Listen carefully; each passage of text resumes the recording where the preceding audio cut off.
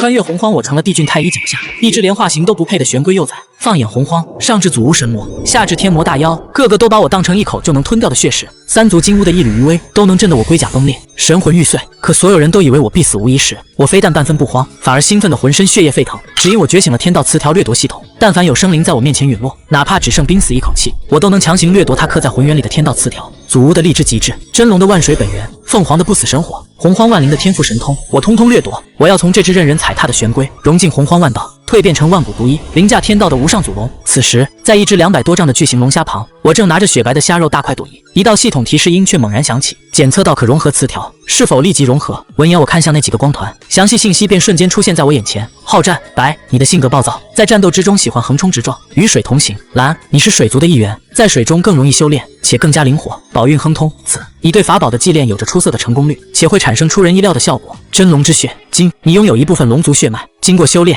可以获得龙族传承，并化作真龙。看完词条信息，我忍不住笑出了声。老子穿越这么久，总算碰上极品词条了，不枉我苦苦追杀了数十载。要知道，龙虾一族曾是龙族护法，若非我被逼祭出太阳真火这张底牌，单凭我现在这区区龟将的实力，恐怕连他的虾壳都敲不碎。融合，伴随我身上猛然炸开的一声爆鸣，除了那个白色词条，其余3个被我尽数吸入体内。再次睁眼，已是300年后，这就是真龙血脉的力量吗？我眼中金芒闪烁，唤出属性面板，那华丽的数据直让我啧舌。我的根脚竟已蜕变为先天龙龟。要知道，先天与后天虽一字之差，修行天赋却是云泥之别。哈哈哈！如此一来，我跟帝俊、太一那两兄弟差的也就只有境界了。我双眸熠熠生辉，目光落在那唯一的红色词条上，太阳真火。这可是我除了系统外最硬的底牌，乃是从当今妖帝帝俊身上薅来的。数百年前我初入天庭，正赶上金乌双皇与12祖巫死战，那一战打得天昏地暗，祖巫们摆下12毒天神煞大阵，唤出盘古虚影，重创了金乌兄弟。正是趁着那个乱局，我冒死靠近帝俊，这才摸到了这个红色词条，怀揣着妖帝同款神技。我深知匹夫无罪，怀璧其罪的道理。一只小玄龟若是敢乱放太阳真火，绝对死无全尸。所以这300年来，我一直死死捂着这张底牌。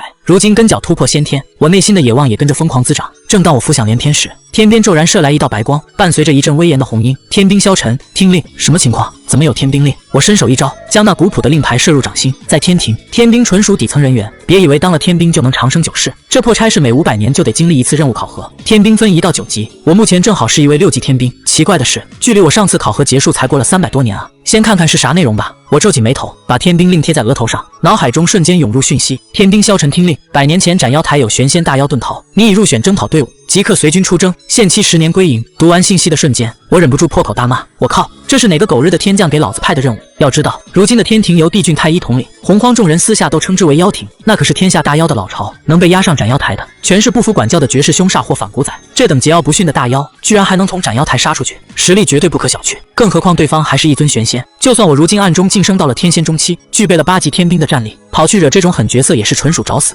现在居然被强塞进这种送死队伍，简直是个深渊大坑。领头的天将是不是跟老子有仇啊？压下怒火后，我有些无语。这突如其来的军令，彻底打乱了我所有的计划。只有10年期限，必须马上回天庭准备。我咬了咬牙，目光瞥向一侧，300年前斩杀的那只龙虾，如今只剩个脑袋了。这货可是个通缉犯，仗着一丝龙族血脉到处沾花惹草，区区一个地仙居然敢去招惹天将的妻子，真当自己姓曹啊！把这家伙的脑袋拎回去，多少能换点赏赐，凑上我多年的积蓄，应该够去见老祖一趟了。打定主意后，我不再迟疑，张开大口，瞬间将那巨大的龙虾头收入腹中。10天后，我循着记忆，轻车熟路地来到了一处大殿。天兵消沉，求见将军。站在大门前，我恭敬高呼。话音刚落，一股无法抗拒的庞大吸力便将我扯入大殿之中。找无何事，伴随着震耳欲聋的雷霆轰鸣巨响，一头比我真身还要庞大数倍的巨物在雷池底部若隐若现。启禀将军，300年前卑职抓获了一名通缉犯。我说着，便将那龙虾尸骸取出。还没等我把话说完，手中的龙虾便陡然消失。确实是无药的人，你想要什么赏赐？雷池底下传来一阵咔嚓咔嚓的咀嚼声，那巨物淡淡发声：卑职想要一些雷池水。我毫不犹豫地说道。当初接下这悬赏，一方面是发现那龙虾身上有一金一紫2大词条，另一方面就是冲着这位雷部天将来的。他耗费无数岁月收集雷霆凝聚的这方混沌雷池，里头的雷池水可是连金仙天将都眼馋不已的宝物。下一秒，我只觉周身一轻，便被送出了殿外。与此同时，一个银色的葫芦出现在了我手中。到手了，我轻轻晃动了一下葫芦，接下来就是去老祖那边走一遭。将盛有雷池水的葫芦收好后，我头也不回地往天池方向赶去。天池说是池，可广袤程度不亚于大海汪洋。玄龟一族投向天庭后，便奉命举足驻扎镇守此地。这里时不时能看见巨大如山岳的玄龟在天池之间来回穿梭。来到玄真殿，端坐的玄龟老祖虽看着老态，可我能清晰地感知到对方内敛的深厚修为不可小觑。玄龟一族并无什么大的根脚，哪怕是玄龟老祖也只是后天，经历漫长岁月才突破太乙金仙初期，放在天庭也就是7级天将。好在他敏锐察觉到洪荒局势动荡，早早拜入天庭，这才让玄龟一族得了个镇守天池的差事。萧晨拜见老祖，我恭敬地行了一礼。原来是萧晨啊，不错不错，修为都突破天仙中期了。察觉到我的修为，玄龟老祖微微有些讶异，他分明记得我之前还是地仙后期，没曾想才几百年没见就突破了。萧晨今日叨扰老祖，是因为最近被指派任务围剿逃亡下界的玄仙妖将，我禀明来意，故而想以自身平日积累，向族中换取一件玄仙甲蛻，炼制护身灵宝。围剿玄仙妖将岂是小事？我在短时间内提升修为已不太现实，最好的办法便是得到一件威能不错的灵宝防身。玄仙甲蛻乃是玄龟一族突破境界时退下的龟壳，防御力惊人，是相当不错的炼器材料。炼制玄仙甲蛻，如今洪荒确实不太平，你有此念自是好的。玄龟老祖微微皱眉，他打量着我，暗暗思忖，莫不是这萧晨得罪了什么人？围剿玄仙妖将十分危险，稍有不慎就会丢掉性命。对自家小辈，他只能在力所能及的范围内照顾一二。此物你拿去吧。只见玄龟老祖取出了一个1丈大小的龟壳，上面弥漫着浓郁的水泽气息，正是一件玄仙级甲蛻。谢老祖，我当场兑换，代价是我这些年执行任务积攒的家底，但我一点也不心疼。就在我接过玄仙甲蛻，欣喜的打算告辞时，玄龟老祖却像是察觉到了什么，眼神威厉，死死打量着我。不知为何，他看我的眼神似乎越发顺眼，仿佛我那一双深邃的眼眸好似蕴含某种神韵，隐隐散发着上位者的威严。这种感觉，玄龟老祖过去只在先天龙族身上见过。且慢！玄龟老祖突然叫住我，翻手取出一物，轰！这也是一枚龟壳，模样小巧精致，质地似金似玉，散发的气息却强大了一个大境界，瞬间释放出绝强的威压。这是金仙级的甲蛻，我瞳孔收缩，心中惊讶不已。老夫觉得与你甚是投缘。玄龟老祖抚须道：念你修为尚浅，又正处多事之秋，这枚金仙甲蛻就赐给你护身好了。说罢，心念一动，金仙甲蛻便落在了我的手中。我捧着2枚甲蛻，深感震惊和意外。老祖怎会白送给我？等等，难道是因为水之同龄子？虽然这词条不能让我夸张到统领同族的太乙金仙，但还是让老祖发觉了我的不同寻常之处。承蒙老祖看中，萧晨心中惶恐，往后定然勤勉修炼，绝不辜负老祖栽培。我收起甲蛻，郑重其事，等我要上位，自然少不得玄龟老祖的支持。以后若要和帝俊、东皇太一分庭抗礼，玄龟一族就是我的起事基础。哈哈哈，你有此心，老夫甚慰。去吧。玄龟老祖哈哈大笑，离开玄真殿后，我径直返回洞府。身处天池，加上先天灵气的加持，我现在修炼进展可谓是一日千里。我知道帝俊招收洪荒万灵部族是为了称霸洪荒，我们越是弱小，就越是身不由己。我心中感叹，对变强又多了几分渴望。随后便启动洞府法阵，开始专心炼制法宝。10年对修道者而言不过弹指一瞬，但却也到了我执行天兵令的最后时限。只听轰隆一声，天池之中一座寻常的洞府突然震动，一股强大的气息猛地爆发，霎时间洞府四周波浪滔滔，电闪雷鸣。附近的玄龟同族纷纷诧异，这是有厉害的灵宝炼制成功了。洞府内，我正兴奋地看着面前静静漂浮的宝镜，后天灵宝雷息灵镜，心念一动，灵镜自动落入手中，以先辈甲蛻搭配蕴藏新生之意的雷池之水炼制。这件雷泽之宝完美补齐了我缺乏克敌制胜手段的短板，而且我还意外发现这灵镜中竟凭空多了一个名为一跃平山大阵的阵法，难道是宝运亨通子词条的效果？不管如何，仅凭这件灵宝，同阶之中我已无敌手。嗡嗡，天兵令突然响起，到时间了，这是在催我过去。我冷笑一声，也好，如今多了张底牌，保命不成问题。趁早了结此事，我倒想看一看，到底是哪路天将偏偏要征召我。天庭南天门，数名天兵聚集一处，这群人中，一帮2、3生灵，眼为树瞳，生有金发的妖族最为惹眼。怎么还不走？真墨迹！有天兵不耐烦地抱怨：“别乱说话，没看见这次是金蟒族的天将带队吗？你我可不能轻易招惹。”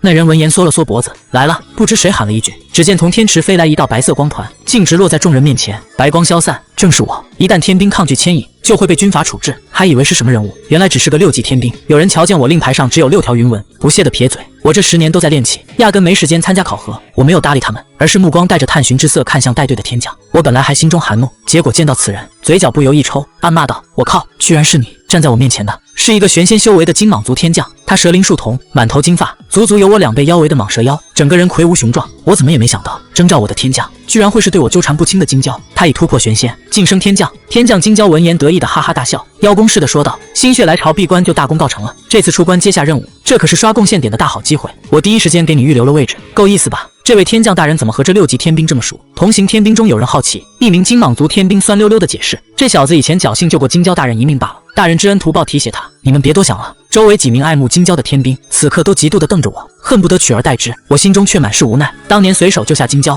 谁知这体型比男人还魁梧雄壮的金蟒族女将从此对我纠缠不清。一想到这水桶般的腰身贴过来，我忍不住一阵恶寒。金蛟的修为比我高，毕竟人家根脚好，但我一点不沮丧，只要有系统在手，多薅几个极品词条，超越他指日可待。你怎么一副不乐意的样子？金蛟撇了撇嘴，我不着痕迹的退后半步，听你的意思，这次任务另有隐情。当然，那妖将从斩妖台逃出来不死也脱层皮，我一个人就能解决。金蛟冲同族天兵努嘴，这可是10拿9稳白刷贡献点的废差，贡献点能换不少好东西呢。我心中一动，天庭的贡献点可是好东西，连后天甚至先天宝物都能兑换，但通常伴随极大风险。如果真如他所说，确实是个绝佳机会。小陈，你在担心我吗？金蛟的脸猛地贴了过来。放心，你加入我的麾下，以后有我罩着你。我头摇得像拨浪鼓，果断拒绝。这福气谁爱要谁要。众人很快降临下界的一个山头，感受着下界贫瘠的后天灵气，大家纷纷皱眉。若非任务在身，谁愿意来这穷乡僻壤？小陈，你考虑的怎么样了？一路上，金蛟屡战屡败，凑到我身边献殷勤，只要你答应，队伍里副职就是你的。其他人见我屡屡拒绝这等天大的好事，更是恨得牙痒痒。金蛟大人，一名金蟒族的9级天兵突然指着我大喊：“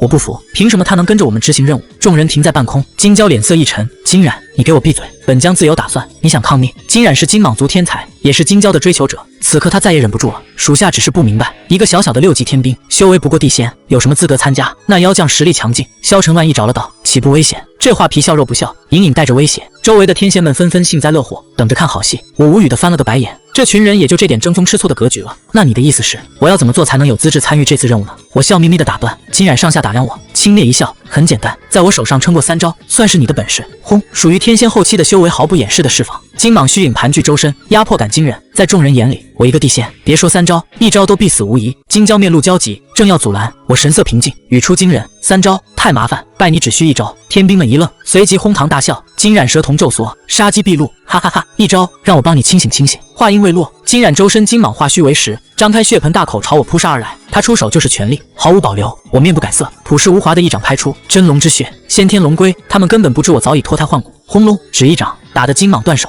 金冉吐血，完完全全的碾压。我站在原地轻弹衣袖，好似做了一件微不足道的小事，全场满眼错愕。可呵呵，金冉捂着胸口，惊恐地看着风轻云淡的我，死一般的寂静。从金冉3番2次找茬，再到我出手，仅仅是1招，胜负已分。天兵们瞪大眼睛，不可置信地看着场中，谁也没想到受伤吐血的会是金冉，而我甚至毫发无伤。你天仙中期了？金蛟眨眨眼，愣了片刻才开口：“才突破不久，就被你拉过来执行任务，没来得及去考核。”我平静地解释，目光扫视众人。先前抱着看好戏念头的天兵们，此刻纷纷心虚，根本不敢和我对视，心中更是腹诽。早说是天仙中期，我们也不会多想什么。金冉，你还要出手吗？要知道萧晨道友可是手下留情了。金蛟松了口气，看着金冉狼狈的模样，也没有追究的意思。他很清楚，我能一掌击败金冉，若是全力出手，对方岂止吐血那么简单？金冉气得牙痒痒，却也找不到借口反驳，只能咬牙拱手道：“技不如人，甘拜下风。虽然我不是地仙，但天仙中期也比他低了一个小境界。结果他却被1掌打吐血，再找理由自己都嫌骚得慌。呵呵，好说好说，不过是误会罢了。大家以后还要共事，不必闹得跟仇人一样。”我笑呵呵的摆摆手，一副宽容大度的模样。我之所以施展雷霆手段当众立威，免得平白受辱，得真龙血脉加持，如今的我在天兵之中已无敌手。众人见我态度温和，将事情接过，心里松了口气，一个个笑着和我套近乎。小陈加油哟，我看好你。眼看内部矛盾和平解决，金蛟扭着粗壮的蟒蛇腰，眉目含羞的给我抛了个媚眼。我一阵恶寒，刚起的高手风范顿时烟消云散。金蟒族以粗壮魁梧为美的奇葩审美，我实在无福消受。接下来一路顺利，众人很快抵达目的地。到了，前方的藏魂山就是那妖将藏身之地。金蛟指着前方阴气森森的古月，安排众人准备围剿。轰！岂料就在此时，藏魂山猛地升起一团强大的黑雾。结，妖庭的走狗，老夫躲到此处，没想到你们居然还能找过来，当真是找死！黑雾散去，露出一个眼神阴鸷的黑袍老者，身后还跟着2只天妖。民妖老怪，你的伤势居然痊愈了，才过去100年时间，这怎么可能？金蛟脸色一变，难掩惊诧。民妖老怪毫不掩饰气息，方圆50里之地灵气激荡，玄仙初期无疑。天兵们不禁打了个寒战，他身后那2只天妖，竟也是后期天妖，实力不在金冉之下。不要乱了阵脚，我敢接下任务，岂能没有准备？金蛟冷哼一声，嘴巴吐出一道金光，化作一把缠绕金蛇纹路的巨剑，赫然是一件后天灵宝。众天兵心中大定，有灵宝和没灵宝，斗法的差距可不是一般大。我表面不动声色，实则默默运转太虚化龙诀，心中警惕，还没开打就增添变数。任务真的会那么顺利吗？以为凭一件后天灵宝就能对付老夫？民妖老怪嗤笑，休要猖狂。金蛟挥舞巨剑杀去，同时大喊：“老怪交给我对付！你们讨伐了那2只天妖就来助我！”轰隆！金蛟连番出手，压制的民妖老怪处处退让。那2只天妖也陷入100名天仙天兵的围攻，毫无还手之力。金蛟心中一喜，民妖老怪赤手空拳，哪里讨得了好？可老怪却阴森一笑，显得毫不在意。就在金蛟隐约察觉不对时，后方突然传来一声惨叫：“受死！”一名天兵手持长枪，瞅准机会杀向其中1只天妖，眼看就能拿下人头换取贡献点。呵呵，找死！天妖冷笑，掏出一颗血红丹药吞下。轰隆！天妖气息瞬间暴涨到玄仙层次，他显出真身，化为一只宛若小型山脉的黑色蜈蚣，锋利的口气直接将那名天兵扎了个对穿，惨死当场。玄仙，危险！天兵们惊骇无比，方才陷入围攻的猎物竟成了索命的死神。死！蜈蚣天妖大开杀戒，庞大的身躯左右一摆，天仙天兵根本不是对手。哈哈哈，杀得好！另一只天妖也化为大如山岳的癞蛤蟆，疯狂扑杀。一时间，天兵们被杀得溃不成军。燃血丹，明妖老怪，你居然舍得下如此重本！金蛟目睹这一切，咬牙切齿道：“燃血丹能强行提升一阶实力，不过因为其强大的作用，即便明知后果严重，在洪荒之中也是一丹难求。毕竟与生死道消比较起来，副作用根本算不得什么。桀桀，只要不给妖庭当牛做马，付出一枚燃血丹又算得了什么？”明妖老怪怪笑连连，满眼凶残。区100天兵，等孩儿们将他们统统杀光，你也独木难支了。金蛟这才看穿，对方是故意引开自己，好让服了燃血丹的天妖大开杀戒。他全力展出剑气，冷哼道：“只要我先杀了你，局面就不算失控。那老夫就拭目以待了。”明妖老怪嗤笑。另一边，化身玄仙站立的蜈蚣天妖已让场面呈现一边倒的局势，天兵们试图拖延，却被疯狂屠戮。惨叫声中，堂堂天仙后期的金蟒族天才惊染，竟也难逃一死。哈哈哈！蜈蚣天妖狂笑，天兵们面如死灰，绝望蔓延。这样下去根本拖延不了多久。我冷眼观察局势，意识到必须尽快行动。我悄然来到藏魂山下，张口吐出雷息灵镜，对着山岳就是一照。霎时间，镜中飞出密密麻麻的白色阵符，覆盖在藏魂山上。轰隆隆，整座古岳竟被缓慢收入宝镜之中。一岳平山大阵能操控重力，正是对付这蜈蚣天妖的关键。好一面宝镜！蛤蟆天妖察觉到动静，见我一个天仙中期尽怀重宝，顿时狂喜，拿来办理。他山岳般的身躯从天而降，企图将我压成肉酱，找死！我眼中杀意弥漫，源自先天龙龟的磅礴巨力猛然爆发，抬手就是一拳，轰！蛤蟆天妖当场炸成了血雾。这一击的轰鸣席卷战场，引得敌我双方纷纷侧目。见蛤蟆天妖被我一拳秒杀，天兵们都惊呆了。这强悍的肉身，一般人可修炼不出来，但也有悲观者哀叹：再强也不是玄仙的对手，我们都得死啊！敢杀我师弟，我要你死！蜈蚣天妖目睹同门惨死，狂怒咆哮，庞大的身躯剐蹭出深深的沟壑，径直朝我杀来。完了！天兵们绝望叹息，交战中的金蛟也慌了神，他深知玄仙的恐怖，根本来不及救援，只能眼睁睁看着那山脉般的巨物砸向我。轰！异变突生，原本砸下的蜈蚣天妖竟诡异的一动不动，巨大的身躯不停抖动，被一股深沉的重力死死禁锢。怎么会如此？他彻底慌了神。我一身蓝袍，缓缓升至半空，平静注视着他，右手中的雷息灵镜水浪环绕，镜中矗立着那座释放漆黑重力波纹的藏魂山。好险！我暗自松了口气，幸亏及时收走山岳，激发了大阵威能。后天灵宝，你到底是谁？蜈蚣天妖被压得喘不过气，眼中满是忌惮，他不惜吞服禁药，结果还是着了道。我懒得废话，直接催动法力，轰隆！一道碗口粗的银白雷霆劈在他头上。然而雷光消退后，他表面仅多了一块焦黑。小子，你仰仗灵宝之力，等法力耗尽就是我脱困之时。他狂虐的嘶吼，届时我必将你大卸八块。我嘴角微勾，是吗？那就看谁先坚持不住。我暗自冷笑，有太虚化龙诀在身，后天灵气顷刻炼化，我岂会缺法力？反观这蜈蚣，药效一过便是死期。果然，一炷香后，蜈蚣天妖不受控制的浑身颤抖，气息急速衰弱。不好，药力快消退了。他又惊又恐，却无力回天。轰！我毫不留情，雷光激荡，将其当场轰杀。外焦里嫩，检测到可融合的词条，是否立即融合？4团银光落地，我眼睛一亮，加上先前击杀蛤蟆天妖爆出的贪婪白毒浓于水蓝吞金食欲蓝收获颇丰，我果断去掉白色词条，将2枚蓝色词条全部投喂给荆棘防御蓝。好在这次不只收获了蛤蟆天妖，还有这一头服用燃血丹的蜈蚣天妖。检测到可融合的词条，是否立即融合？我看向另外几个光团，残烛白一生如履薄冰，某一刻会燃烧自我绽放光华。甲操肉厚蓝外壳坚硬，抵御同级伤害。土无血脉蓝具有一丝先天金无血脉，真身强悍。龙岩啃山紫具有极高土行神通天赋，在大地行动不受阻碍。转了一个紫色词条，我心中狂喜。金色词条可遇不可求，紫色已经弥足珍贵。我先天玄龟善控水，得了这土行紫词条，绝对能更好掌控一岳平山大阵。我果断发出指令，去掉白色词条，将蓝色全部合成，立刻融合。尝过极品词条的甜头，我太清楚这些高品质词条的威力了。就在这时，耳边传来幸存天兵们压抑不住的惊呼：不是吧，萧晨把那只蜈蚣天妖杀了，那可是玄仙战力啊！燃血丹药力过了就不是了，那能硬控玄仙战力一炷香，岂不是更牛逼？反正给我10条命也做不到。不管怎样，萧晨都是咱们的救命恩人啊！100名天兵被屠戮的只剩半数，他们浑身带伤，缺胳膊断腿，此刻却死死盯着半空中蓝袍飘飘、毫发无损的我，震惊的无以复加。作为直面过天妖凶威的人，他们太清楚那怪物有多恐怖。可整场战斗下来，我甚至连层皮都没破。不，远处突然传来明妖老怪一声绝望的惨叫，他的咽喉被金蛇剑贯穿，死不瞑目。被我硬控蜈蚣天妖一炷香，他彻底失去了翻盘的希望，把性命也熬没了。金蛟提着满是剑伤的尸体飞落过来，看到劫后余生的众人，他疲惫的脸上终于有了一丝放松。小陈，没想到你居然这么强。金蛟那小山一样魁梧雄壮的身躯靠拢过来，大脸盘子上写满了崇拜，两眼直冒星星。力斩玄仙，这份战力连一些皇族殿下都不如啊！我不动声色地扫了眼他手里提着的玄仙尸体，上面正冒出几个极其耀眼的光团。和蜈蚣不同，这可是货真价实的玄仙掉落。宁折不弯，蓝不想居于人下，态度强硬，转危为安。蓝身陷困境也能脱困。灵明紫可汲取灵魂碎片，壮大自身，读取记忆，助具备合成进化为轮回。红掌控地府的潜力，轮回地府。我内心掀起惊涛骇浪，激动的险些失态。红色词条啊，那可是帝俊、东皇太一同一级的大能才具备的。若非不能暴露底牌，我何须等一炷香才杀蜈蚣天妖？一个极其危险却收益滔天的大胆计划涌上心头。若是趁着巫妖大战前合成轮回词条，掌控6道轮回，未来连天道6圣都得对我客客气气，风险极大，但绝无放手之理。融合成功，词条升级为亢龙有悔。法体具备极强防御，可反弹攻击，并对高境界敌人具有较高抗性。我眼睛一亮，又多了一张越级保命的王牌。也不知这老怪从哪弄来的燃血丹，这东西宝贵得很。难道他早防着我们天庭的追兵？金蛟在一旁郁闷的嘟囔。我心中一动，是啊，明妖老怪费尽心机弄金药，真防追兵早换地方躲了，莫非另有隐情？我极其自然地伸出手，金蛟，我想看看这具玄仙尸体和那蜈蚣比对一下，看看真假玄仙的差别。拿去看吧。金蛟毫不犹豫地递给我，你的实力我见识了，回去定为你记忆功。趁早多了解玄仙，少走弯路。我装作检查尸体惨不忍睹的伤口，将手附在老怪天灵盖上，暗中催动灵明。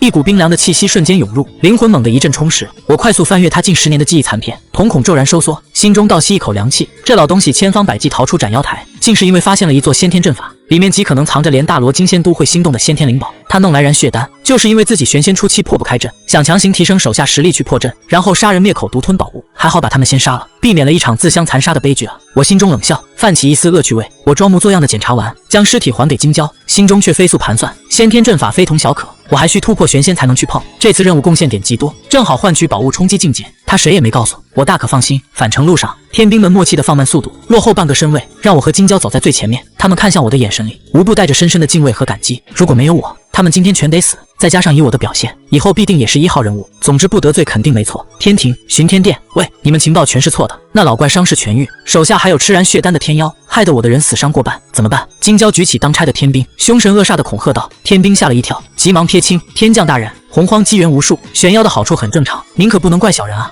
怪你有什么用？金蛟松开他，话锋一转，不过在结算前，你得给他拔擢为9级天兵。他一指旁边的我，连升3级。我一愣，天兵瞅见我那6级天兵令，委屈巴巴，这不合规矩啊！跳过考核得有凭证。有只天妖服了燃血丹，堪比玄仙，杀死他的就是他，玄龟一族的萧晨。金蛟冷笑打断，我明白金蛟的打算，当即展现出天仙中期的修为，甩出那条蜈蚣天妖的尸体。这蜈蚣和另一只蛤蟆都是我杀的，金蛟大人可作证。哎呦，天仙斩玄仙！天兵惊呼，不可置信地看着我，这凭证足够了，马上给您升9级。片刻后，我拿到了铭刻着9道云纹的天兵令，天降职权高，贡献点多，天庭宝库连大罗金仙都眼馋，这正是我要在结算前晋升的原因。我一口气将刚到手的海量贡献点花个精光，兑换了龙鳞果、水灰之精等后天灵物。同行的天兵看得眼睛都直了。小陈，你这是要闭关冲击玄仙？金蛟眨眨眼，托某人的福，接下来数百年我都免征兆，正好安心修炼。我不阴不阳地回了一句，这次任务变数极大，若非我留有底牌，所有人都得死。本来想生米煮成熟饭的，可惜总觉得下次见面会被你甩得远远的。见我兑换完，立刻转身。金蛟怅然若失地叹了口气。700年后，天池，我的洞府所在海域。后一声龙吟响彻云霄，霎时浪潮汹涌，电闪雷鸣，一只披挂重甲、散发太古凶煞之气的龙龟虚影浮现半空，仰天长啸。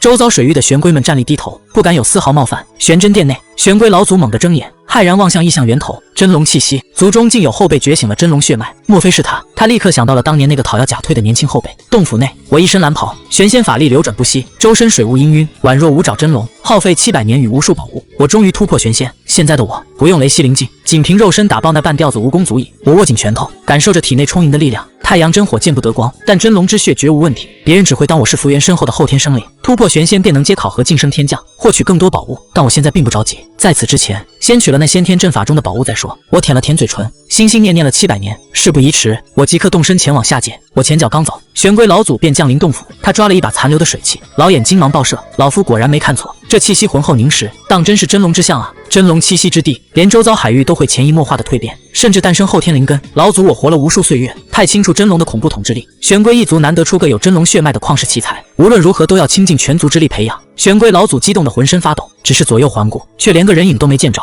哎，这小子才刚突破就不知道消停，真不知道跑哪里去了。玄龟老祖无奈，只能先回玄真殿，等我回来再做打算。下界，我循着民妖老怪的记忆，一路找寻，来到了一处无名的湖泊。此地栖息着些修为平平的野兽精怪，毫无特异之处。但我仔细比对，确定先天阵法就在此处，毫不犹豫一头扎进湖底。轰！我直接祭出雷息灵镜，打出数道雷霆。奇异的是，足以烘干湖泊的雷霆落在湖底瞬间，竟消弭无踪。直到我反复轰击，湖底水流倒卷，异象纷呈，终于显露出一座与虚空浑然一体的灰色大阵。果然，这阵法擅长隐匿和消弭神通，难怪极难被人发现。我眼中金芒闪动，这次我不再试探，体内真龙血脉澎湃，全力一拳轰出，轰隆，大阵剧烈震动，轰轰轰，又是数拳砸下，灰色雾气大片溃散，终于露出了一个银白色的独立空间。这大阵能化解法力，却化解不了我纯粹的肉身巨力。咔嚓，大阵被硬生生轰碎，我迫不及待钻入银白空间，可刚看清眼前景象，便惊出一身冷汗。先天灵气充裕的山洞正中有一座道台，上面赫然盘坐着一名红衣道人。我大着胆子细细查看，这才松了口气。这道人体内毫无元神气息，原来早就陨落了。这具尸骸生前实力极其恐怖，肉身温养的晶莹如玉，历经10000年不朽。我刚才是被这残存的气息给吓到了，我的目光立刻落在尸骸前摆放的2件物品上，一颗石头珠子，一个1人高的赤红葫芦。这葫芦，我脑中灵光乍现，瞬间猜到了尸骸的身份，天地间第一朵红云，镇元子的至交好友红云老祖。那这葫芦就是先天灵宝99散魂葫芦。又惊又喜之下，我找遍山洞也没发现传说中能助人成圣的鸿蒙紫气，稍一思索便懂了，定是红云被鲲鹏等人围杀时，抛出紫气引走强敌，才逃到此处重伤身亡。没紫气也好，涉及圣人之位的宝贝我可不敢染指。我权衡着利弊，红云的死背负了大因果，参与围杀的鲲鹏如今就在天庭担任妖师，若是被他知道我拿了葫芦，怕不是一巴掌拍死我。我一咬牙，将石珠和红葫芦全部拦走，债多不压身，反正太阳真火都在身上了，多得罪一个鲲鹏又怎样，大不了藏好当底牌。小小玄仙必须苟住。我先拿起那颗普普通通的石头珠子，灌输法力毫无动静，留下元神烙印顷刻炼化，却怎么也催动不了分毫。罢了，留待以后再研究。我索性一口将其吞入腹中收好。接下来是重头戏，先天灵宝99散魂葫芦，这可是罕见的专攻神魂的大杀器，洪荒无岁月，耗费些许光景，我终于将其彻底炼化。起，一声敕令，红葫芦滴溜溜一转，变得小巧玲珑，落入掌心。葫芦得红云隐匿神通加持，不催动时毫不起眼，正好方便我随身携带。就在我打量葫芦时，神情微动，这葫芦内部竟还留着一篇功法，神荒御灵真诀，红云老祖主修元神的顶尖功法，丝毫不亚于我修肉身的太虚化龙诀。捡到宝了，我狂喜不已。太虚化龙诀主修肉身，对元神加持不大，而洪荒大能如三清、女娲全都是主修元神，虽然肉身流也不弱，但盘古大神可是肉身元神双修的万法之祖，兼修此诀不仅能弥补我元神上的短板，功法中关于灵魂的玄妙，更对我往后掌控地府轮回大有助益。我心中下定决心，绝不放过变强的机会。不过这样一来，新的问题又出现了。一个人的力量是有极限的，时间、精力、财力、天赋等等，在有限的资源面前，往往做不到鱼和熊掌兼顾。试问成圣的三清，他们难道就不想把肉身也提升到和元神一般的境界吗？难道圣人会缺修肉身的功法？答案显然不是。三清之一的太上创立人教成圣，想要兼顾肉身已是精力不济，之后的准圣大罗金仙更是如此，修元神已竭尽全力，还需要极大机缘，谁还能分心去修炼肉身？这也是为何洪荒开天辟地至今含有肉身元神双修大成者，一对比起来，就能看出开天辟地的盘古大神能将两道修炼至最高境界，其底蕴究竟有多恐怖。我现在自然达不到盘古的高度，但我有挂啊。对其他人来说，分心两道无异于拖慢修行，甚至竹篮打水一场空，但我有系统，我心中振奋不已。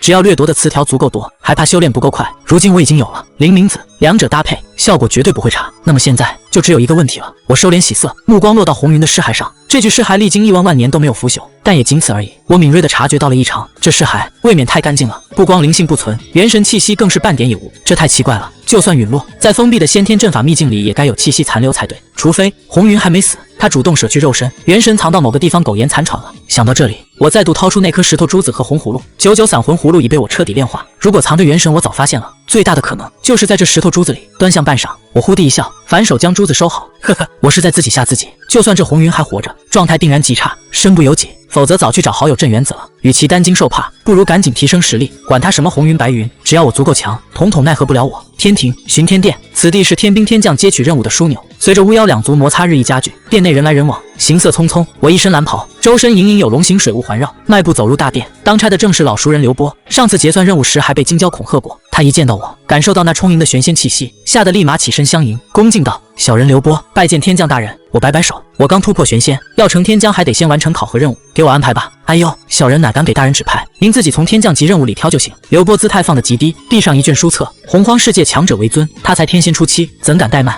这就是修为提升的好处，报酬远非底层天兵可比。我扫了一圈，行，就他吧。讨伐下界的巫族驻扎地，情报显示，驻扎的巫族最高战力不过天仙后期，虽然人数不少，但作为晋升天将的考核任务刚刚好。在刘波的恭送下，我刚回天庭，转头又往下界赶去，刚好和前来找我的玄龟老祖完美错开。下界巫族驻扎地，巫族乃盘古精血所化，虽无元神，但天生肉身强横，坚不可摧。寻常跟脚的妖族，往往需要2、3个才能压制同境界的巫族。他们自命不凡，一心想做洪荒主人，自然与帝俊的妖族天庭势同水火。轰！一个2丈高的虎头天乌拖着一头刚猎杀的10丈长巨蟒，直接生火烤了吃。他撕下一块血淋淋的半生蛇肉塞进嘴里，瓮声瓮气的抱怨：“总待在下界，这日子什么时候是个头？”驻扎地的其他巫族也围聚过来，纷纷开始享用血食。旁边一名龙首天乌沉稳些，语气淡淡：“等候大人们的命令吧。”抱怨有什么用？妖庭那帮贱种占了天界，那地方可都是先天灵气。虎头天乌吃得满身是血，更显狰狞，怒骂道：“龟啊虫啊的，也配与我巫族相争？老子恨不得现在就把他们抽筋扒皮！”闭嘴！龙首天乌沉声呵斥：“妖族不可小觑，若是擅自行动误了任务，我拿你是问？”虎头天乌耷拉着脑袋，讪讪道：“我就抱怨2句，最近打杀的妖族难道还少了？”龙首天乌不耐烦地安抚：“别急，不久就会有玄武大人赶来给新指示。”那可太好了。虎头天乌又塞了块肉，龙首天乌正要继续吃，突然心生感应，猛地抬头看向天穹，怒喝：“谁？滚出来！”轰隆！他张嘴吐出狂暴的闪电，猛地轰向半空，银白色的雷光炸开。我身着蓝袍，双眼深邃，周身围绕着湛蓝色龙形水雾，在半空中凭空浮现，感受到我身上恐怖的玄仙气息。龙首天乌和虎头天乌眼皮狂跳，猛地腾空而起，如临大敌。其他境界较弱的巫族更是露出极度的忌惮与恐慌。眼下这片驻扎地，最强的也不过是天仙后期，加一起也不可能是我的对手。我神色淡然，体内真龙血脉沸腾，懒得和这帮死人废话，肉身爆发巨力，我一掌拍出，进化为一只遮天蔽日的湛蓝色巨大掌印，掌印瞬间锁定周遭气机，彻底断绝了巫族的退路。出手就是杀招，没有丝毫拖泥带水，只想速战速决。轰隆！玄仙神威重压之下，龙首天乌血气蒸腾，心脏宛若雷震，当场化作一尊10丈高、肌肉虬结的蟒荒巨人。我来拖住他，找机会逃。他杀向我的同时，还不忘记开口提醒同伴虎头天乌，眼中满是决然之色。显然在见到我的时候，他就明白今日绝难上了，唯有舍身拖延，发挥巫族肉身之力，才能给其他族人争取一线生机。这也是巫族和妖族的不同之处。妖族诸多部族混杂，各有心思，唯有用严酷的规则节令约束，方可让他们老老实实为天庭办事。可巫族却不一样，他们彼此同根同源，内斗虽有，但对外讲究团结一致，甚至到了不计生死的地步。噗！然而龙首天乌的巨人身躯与湛蓝色巨大掌印接触瞬间，立马吐血倒飞，只一个照面，龙首天乌就受到重创，10丈高的魁梧身躯重重倒在地上，砸出一个深坑，泥土沙石飞溅。其他实力稍弱的巫族当场就被余波冲击的惨死当场。眼看自己玄仙修为的全力一击居然未能杀死龙首天乌，我不由轻咦一声。从我修炼至今，还是首次和巫族交手，早就听闻巫族肉身强大，天乌受我一掌没有爆体而亡，果真是有本事。我眼中露出赞许和期待之色，这些巫族表现得越好，说明自带的词条也越好。如今我要兼修肉身元神2道，太需要极品词条了。该死啊！我和你拼了！虎头天乌目眦欲裂，怒吼一声，也化身巨人杀向我。轰隆！然而我又是一掌拍下，当场将虎头天乌打得陷进地里，头碎骨裂，蹦出几团词条光团，竟是当场死了。看来也不是所有的巫族都皮实。我见状心里稍安，巫族肉身强，还没强大到变态的程度。接着我又看向重伤的龙首天乌，抬手准备了结对方。龙首天乌头破血流，身体早已动弹不得，瞪大双眼，恶狠狠地瞪着我，满是怒火和不甘。嗖！岂止就在此时，由远而近传来一道破空声，尖锐刺耳。我改掌为抓，一把抓住射向自己的利剑。倒是来了个够看的。我一双深邃的眼眸望向龙首天乌，那龙首天乌似有所感，身体颤抖，激动无比，看向我的目光更有狠色，仿佛在说你死定了。在这巫族的一侧，空间扭曲，一尊身穿金甲，手持弓箭，身高8尺的伟岸男子踏步走了出来。他剑眉星目，面容俊朗，气宇不凡，一双金瞳闪着刺眼的金光。玄巫大人！龙首天乌气若游丝，但还是艰难开口。玄巫境界等同玄仙，玄巫天生肉身强横，谁都知道同等修为下，妖族绝不是巫族的对手。这持弓的金甲巫族见族人如此惨状，顿时怒不可遏：你这妖孽，伤我族人，今日必要你血债血偿！说罢，他挽弓搭箭，只一瞬间，我胸口便觉一阵刺痛感传来，升起被杀机锁定的念头。皮相生的这般好，所使弓箭已具神通之能，想来是与那射日的后裔一样，出身后土统帅的部族。后土祖屋在12祖屋中排在末位，是最后出世的祖屋，兴许是前11个祖屋把洪荒所有凶残的模样都占了。偏生这祖屋后土和他负责创生的巫族部落一个个生的一副好皮相，天生的俊男靓女，就如眼前的金甲巫族。嗖，又一箭飞射而来，闪着耀眼夺目的金光，好似成为天地间唯一的一缕光芒。我身为目标，契机被锁定，生出避无可避之感。先前一箭是金甲巫族为了救人，仓促之间射出阻止我，现在这一箭，神通威能拉满，不留余地。进来！雷息灵镜叮铃一声，被我击出，一道道漆黑波纹透过镜中世界的漆黑山岳荡漾而出，层层叠叠，密不透风。所到之处，山势塌陷，草木倒伏。金甲巫族身体一晃，复又站稳，看向我的双眼，难掩惊讶之色，脱口而出：操控重力的灵宝！嗡嗡嗡，那飞射向我的金光利剑，这时也像是陷入无形的泥炭沼泽，速度一下变得慢吞吞的，震动不止。一击未中，金甲巫族当机立断，肉身之力澎湃涌动，浑身包裹在璀璨金光之下，竟是荡离重力影响，径直杀来。来得好！我冷笑一声，眼中闪着兴奋之色。若不是为了完成任务，我才懒得欺负天巫。如今来个玄巫，正好试上一试，看看是巫族肉身果真强悍无敌，还是我先天玄龟更胜一筹。这样想着，我战意熊熊燃烧，不退反进，顿时2尊强悍的肉身相撞，连连交手，声势浩大，光是激斗的余波就打得大地震颤，灵气紊乱。若非这片区域的凶兽精怪早就被龙首天巫他们清理一空，只怕这片区域的生灵都要死绝了。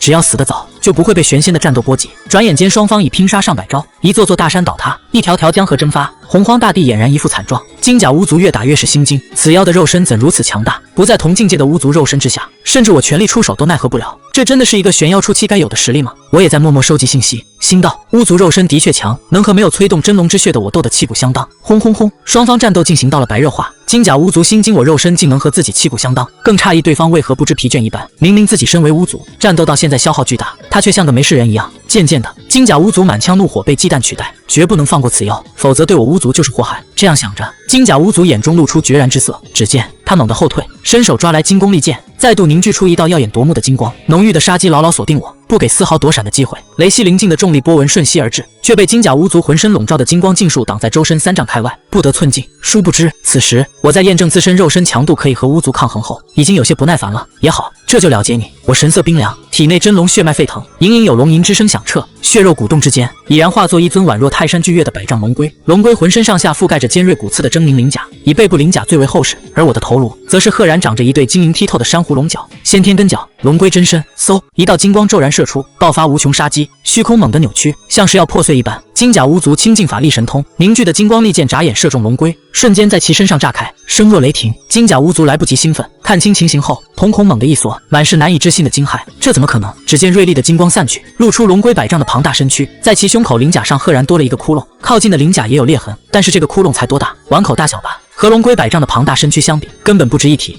我所画的龙龟见状，战意越发高昂，横冲直撞，以排山倒海之势杀向金甲巫族。金甲巫族本想动用杀招一击重创我，奠定胜局，可却对我强悍的龙龟真身没有发挥多少作用，反倒是他因为射出这一箭消耗太大，已然油尽灯枯。最后的战斗没有悬念，在龙龟压倒性的实力面前，金甲巫族终于被其斩杀。呼，寒风萧瑟，巫族驻扎地一片狼藉，大地像是被巨物犁地一遍又一遍，江河改道，山川崩毁，几只巨大的巫族尸体就这么倒在地上，静静躺在血泊里，死不瞑目。龙首天乌早就在战斗的余波中生死道消了，他本就伤重，我实力强大，金甲巫族竭尽全力一战，也无余力顾地保护他。我庞大狰狞的龙龟之躯闪过湛蓝色天光，眨眼已恢复为蓝袍青年的形象。眼前的景象在我眼中却多了一地的光团。系统的提示声早就在我耳畔响起，一排排词条相关的信息呈现。掠过白绿蓝这些词条，我注意力集中在后续的几个词条上。天乌之血，子 X2，你的肉身强大，擅长撕裂破坏，力大无穷，坚不可摧。祖巫之血，金，你的肉身于同境界无敌，水火不侵，力大无穷，神通自成，可蜕变进化为祖巫，命数加深，气运昌隆。金弓银弹，金，你掌握无上杀戮剑道的雏形，虽是雏形，但神通威能强悍无比，以点破面，万里狙杀。和真龙之血，金，同级别的血统类词条，不提次一级的词条。当我看见这两子两金时，2名天巫掉落的紫色词条，真是大喜过望。血统类词条的好处显而易见，我就是得了真龙之血，金，从根源上将后天生灵根角提升到先天龙龟根角，获得龙族传承功法，修炼1日千里。可以说我今天能站在这里，以几乎无伤的姿态击杀金甲玄巫，真龙之血，金的帮助功不可没。还有这金弓银弹，正好弥补我杀伐手段短缺的问题。看见金弓银弹，我心中又是一喜。后天灵宝雷息灵镜虽然了得，但是雷法对肉身强大的巫族来说效果并不算太好。99散魂葫芦和太阳真火红一样，不能轻易示人。神荒御灵真诀涉及元神之道，我这会儿还没来得及修炼，完成天降考核任务，正好可以得一笔贡献点，正好可以兑换灵魂一道的宝物。眼下有了金弓银弹，就有一击制胜的手段，而且这金弓银弹是无上杀戮剑道的雏形，大有培养的潜力。我趁热打铁，一声令下，直接掠夺这批巫族的词条。白色的垃圾词条直接剔除，绿蓝词条能融合就融合，虽聊胜于无，但日积月累总有收获。重头戏还是在这2份金色词条上。恭喜获得新词条，你成功融合祖巫之血，金，金弓银弹，金，检测到你已拥有词条祖巫之血，金，天巫之血，子，作为下级词条，将会与之融合，促进和推动首次蜕变。轰轰轰，一股强悍无比的血脉之力融入我体内，霎时间，我体内心脏传出强劲有力的跳动声，有一股传承无尽混沌的太古凶煞之气苏醒。我肉身的每一滴精血、筋肉都在蜕变，在进化啊！我情不自禁仰天发出长啸，震耳欲聋，掀起层层叠叠的风浪，席卷周遭，冲散残云薄雾，天地为之一清。仅是一声大吼，没有附加任何的神通法力，就有如此威能，足见我此番肉身蜕变的强悍之处。然而就在此时，异变横生，吼！一声高昂的龙吟自我体内传出，那竟是来源于我早先的仰仗。真龙之血，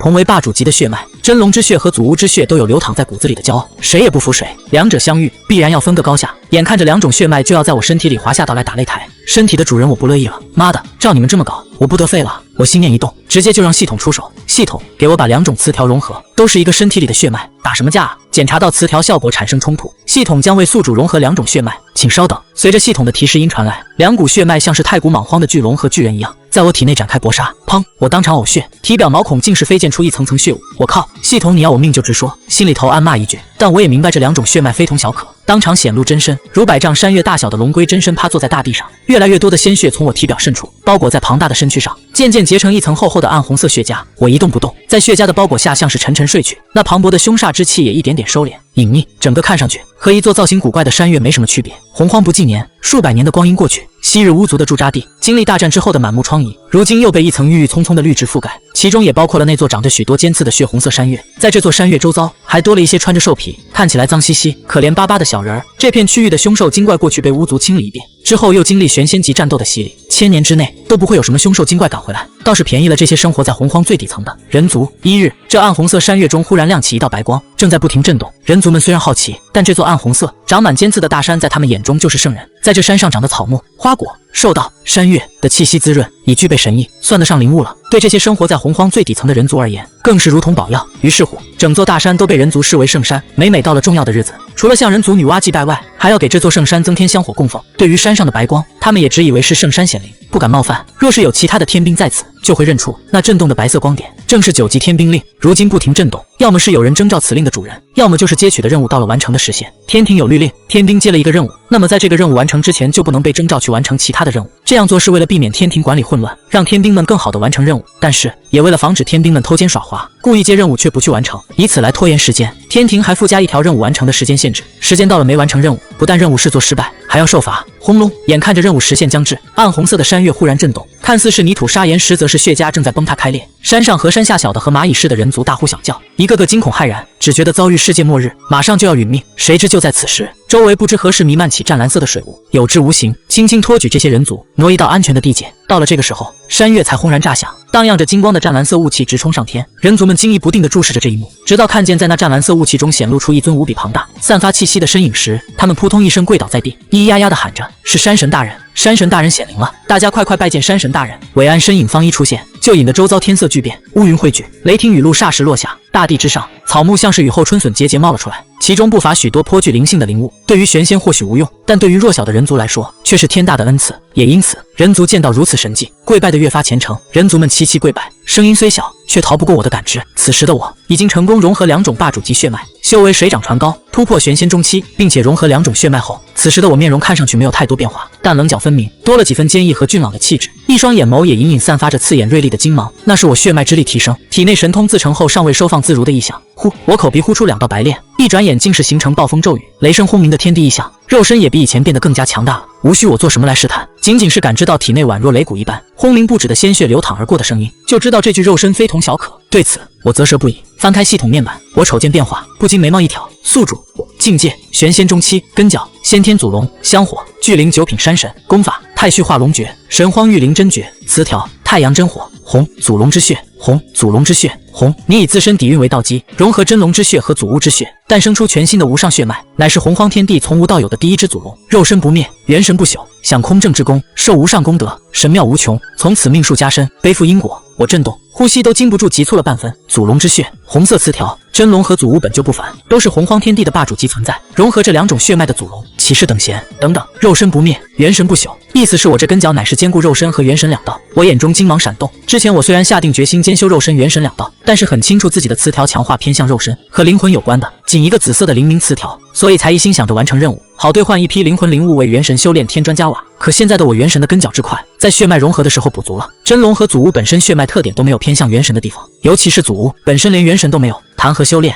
提到是以我底蕴融合的2种血脉，莫非是指功法神荒御灵真诀？不管如何，如今得到祖龙之血，我心中自然是高兴的。对了，还有一件事情，面板上多了香火巨灵9品山神，我融合个血脉就成山神了。香火巨灵9品山神，看着突然出现在属性面板上的香火选项，我陷入沉思。恰好这时候，人族们跪地虔诚膜拜的声音传了过来，吸引了我的注意力。这时，在我的视线中，分明看见有零星的光点从这些渺小孱弱的人族身上升起，像是被一阵无形的风吹动，落在了我的身上。与此同时，我分明感觉到自己的修为提升了那么一丝，这一丝修为微乎其微，甚至可以忽略不计，但却是真真实实上涨的修为，没有什么根基不稳或者来路不正一说。看着这帮人族，我也回忆起了这数百年的经历。这数百年的时间，我以真血自我封禁，融合血脉的时候，虽然是在沉睡，但意识偶尔清醒。那时候我就发现了这群迁徙过来的人族。所谓的迁徙，往往不是自愿的，如果有的选，谁又愿意背井离乡呢？这群人族迁徙的原因，便是因为巫妖两族日益剧烈的冲突爆发，恰好波及到了他们栖息的部落。一时间，人族世代生活的家园被毁于一旦，族人更是死伤无数。高高在上的巫妖两族都没有留意到这帮可怜虫，自顾着自己打生打死，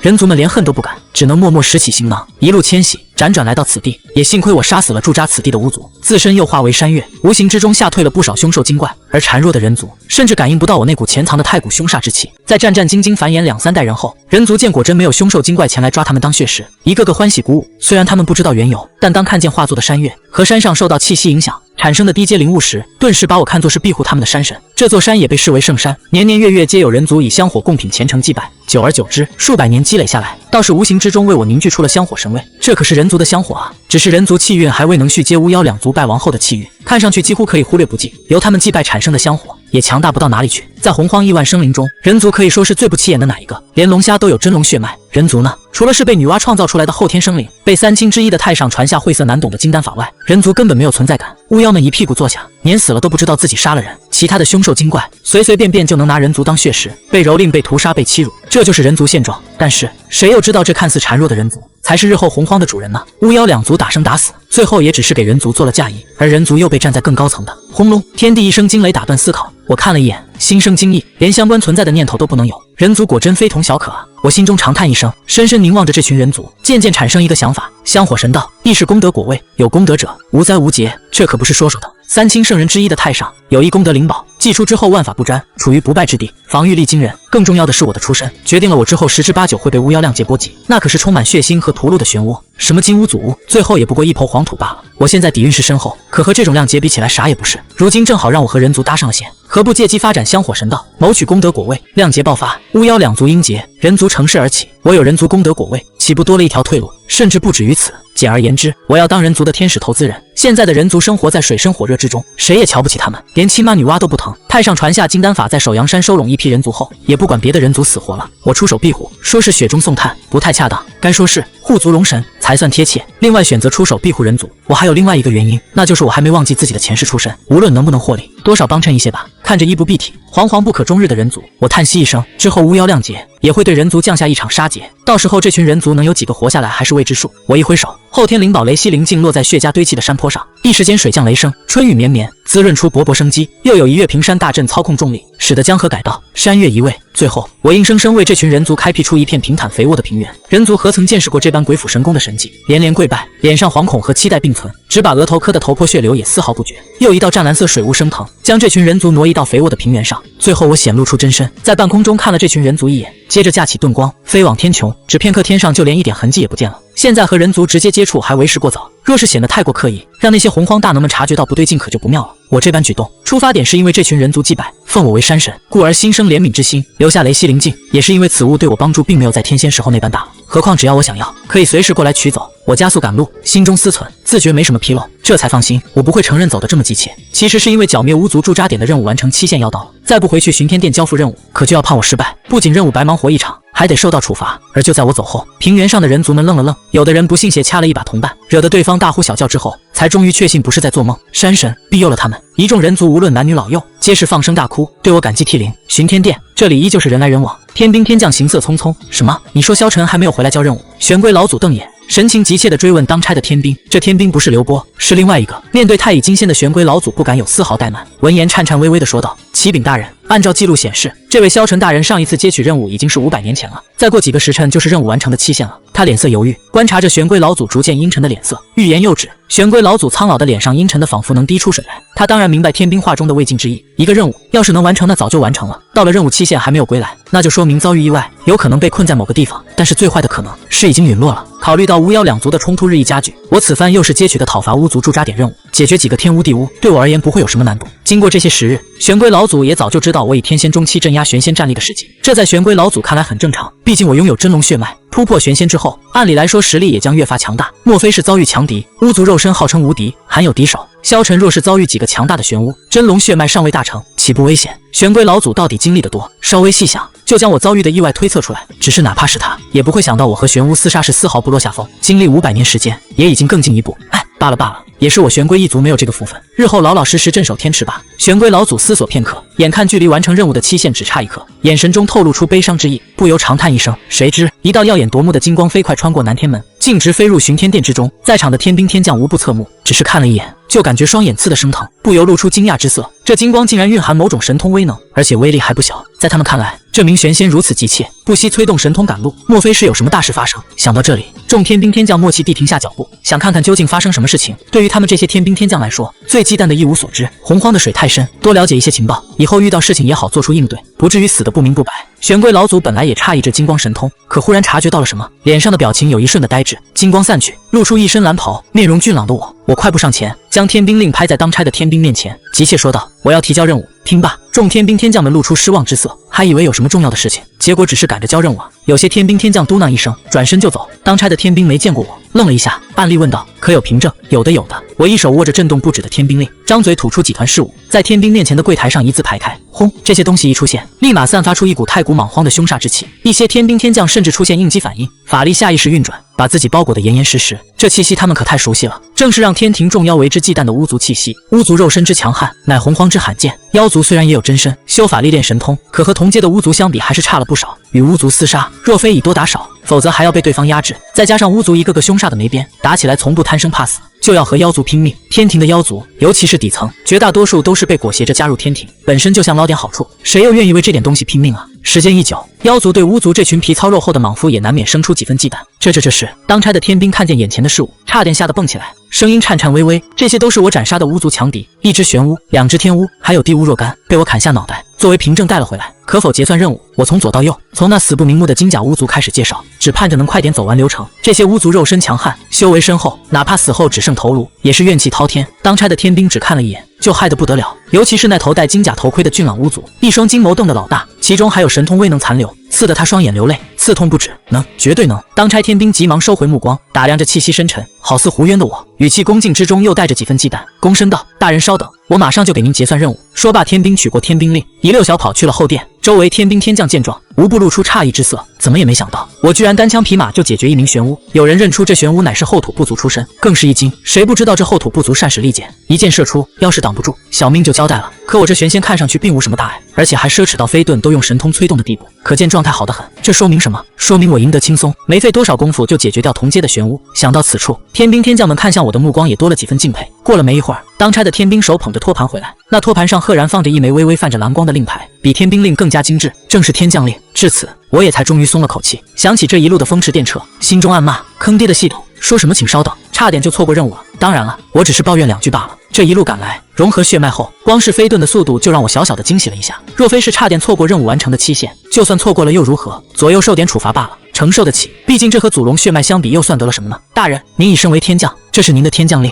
当差天兵双手捧着托盘，将天降令递过来。我接过天降令，上下打量一番，这天降令入手质地就和之前的天兵令大不相同，显然是用了某种灵物锻造而成，上面的花纹也更加繁复，隐隐有几分玄妙在内。那天兵继续恭敬地说道：“持有天降令，您可以随时随地获取绝大部分天兵的信息，包括等级和接取任务的状态。您接取天庭发布的任务，如果需要调度人手，可以直接通过天降令征召符合要求的天兵参与，对方不能拒绝。身为天将，还具有单独发布任务、设置奖励的权利，只需在巡天殿挂上，等着天兵们接取即可。每隔一定时间都必须完成天庭发布的天降级任务，但是您获取的贡献点也会更多，能兑换的物品权限也会更高。一些高级稀有的灵物，光靠贡献点可不行，还需要有天降令赋予的高级权限。天兵说的这些都是我知道的。我略略点头，手指微微在天降令上拉撒，便见上面亮起一道道文字，赫然是天庭天兵的信息。只有我一个念头，就能征召这些天兵为我做事。当然，这要有天庭任务在身，私事是无法强制调动天兵的。这就好比金蛟的强制征召和那名雷池天将下发斩杀龙虾的区别。此外，您可以独自召集天兵组建自己的卫队，卫队的成员皆听您的调派，同样需要完成天庭规定的任务，但是其他天将不能强制征召。当差的天兵最后又补充了一点，我眼中金芒一闪。如果说之前几条只是给天将的便利，那么最后一条组建自己的卫队，那可就相当于开始培养自己的班底了。一些天将在晋升之后，立马就会召集自己的亲信组成卫队，这样的队伍用起来放心趁手，还能交换利益，稳固自己的地位。譬如金蛟，我听说他1-2次任务后，卫队人选已经定了下来，其中大部分都是金蟒族的成员，这也意味着金蛟在金蟒族中的地位将会进一步提高。我现在身为天将，能召集人手为自己效力，有些事情就用不着自己亲力亲为，能节省不少的时间精力。我一番盘算，心中已有了定计。嗨嗨！正当我思索该如何组建自己的卫队时，旁边传来的咳嗽声引起我的注意。一抬头，我就看见须发皆白的玄龟老祖站在一旁，脸色复杂，一双眼睛死死地盯着我，像是要瞧出个什么来一样。老祖，您也在啊？平日里不是镇守天池的吗？我面露诧异之色。玄龟老祖嘴角一抽，心里只觉得尴尬，想起自己这几百年等得焦躁不安，结果这小子还一副没心没肺的样子，顿时没好气地道：看来现在的年轻人是没把老夫放在眼里了，都在旁边站了这么久，还得我出声才知道我在。当差的天兵适时解释道：玄龟大人这几百年来一直都在等着大人您回来，见您平安归来，想来也是松了口气。我闻言有些讶异地看了一眼玄龟老祖，老祖有事找我？我记得玄龟老祖的确对我青睐有加，但不至于专门跑来巡天殿等着吧？怎么也是太乙金仙的存在，以天将的等级制度，可是一名7级天将，又是一族首领，是能镇守一方要地的天将，除非是有什么大事，否则不会专门跑这一趟。紫色词条的影响力有这么大吗？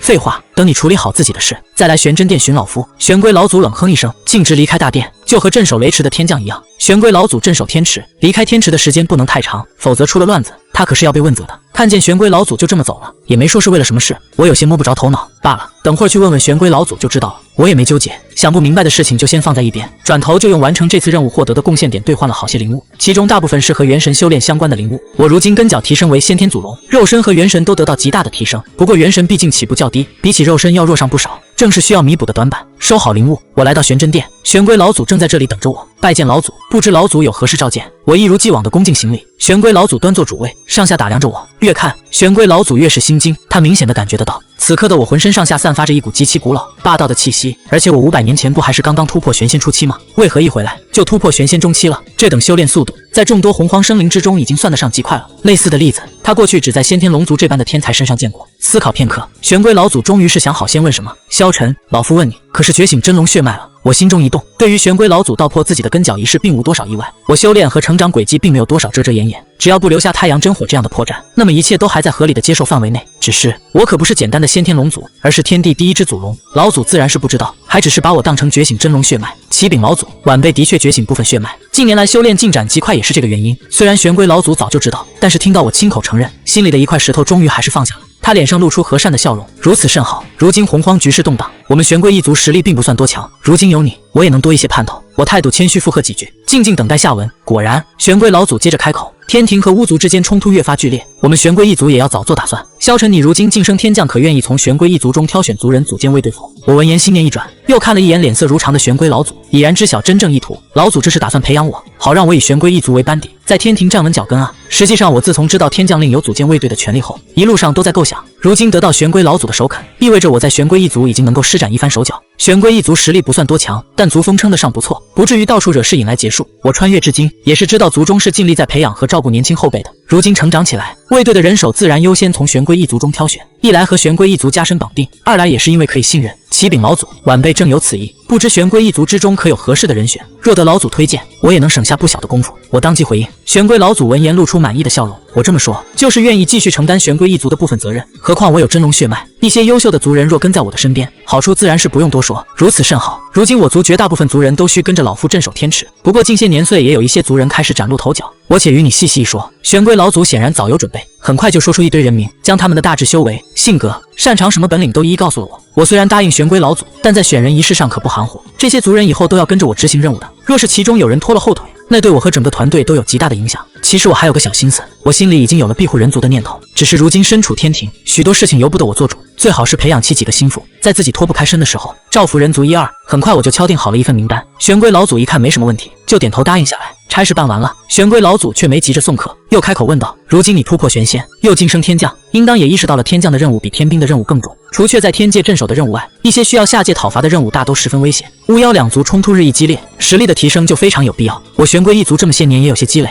争取了给你拿去修炼，任务交代完，自然就是给好处了。我并不意外，当下索要了好些灵物，我心里有数，将价码稳定在一个合适的区间，并没有狮子大开口。玄龟老祖也颇为满意，觉得自己这个年轻的后辈识大体顾大局。可是很快，玄龟老祖就感觉不对了，疑惑道：你要龙血丹我能理解，但是魂犀草又是为何？他自然一眼就能看出是修炼肉身的。按理来说，魂犀草这种壮大元神的灵物用处不大才对。启禀老祖，我想兼修元神肉身两道，我不隐瞒，毕竟要开口向玄龟一族索要灵物，这事情就瞒不了。玄龟老祖眉头皱起，有些不悦，又看我还年轻，语重心长地解释道：萧晨，你还年轻，有野心是正常的，但是不能脱离实际。真龙血脉的天赋集中在肉身之上，这也是为什么你肉身强悍，甚至能斩杀同阶肉身号称无敌的巫族。可你若投入大量的精力、时间和灵物在元神一道上，不但进步缓慢，也是白白浪费你肉身成长的机会。我虽然承认自己要兼修元神和肉身两道，但自然不能说自己是先天祖龙血脉，又得了红云的功法，兼修元神肉身两道不差天赋，差的只是资源和时间罢了。祖龙之血可是红色词条，来头和帝俊一样大的吓人，不是不信任玄龟老祖，可稍有不慎泄露出去，自己又还没有成长起来，若是被人忌惮，暗中出手一巴掌拍死，连后悔的机会都没有。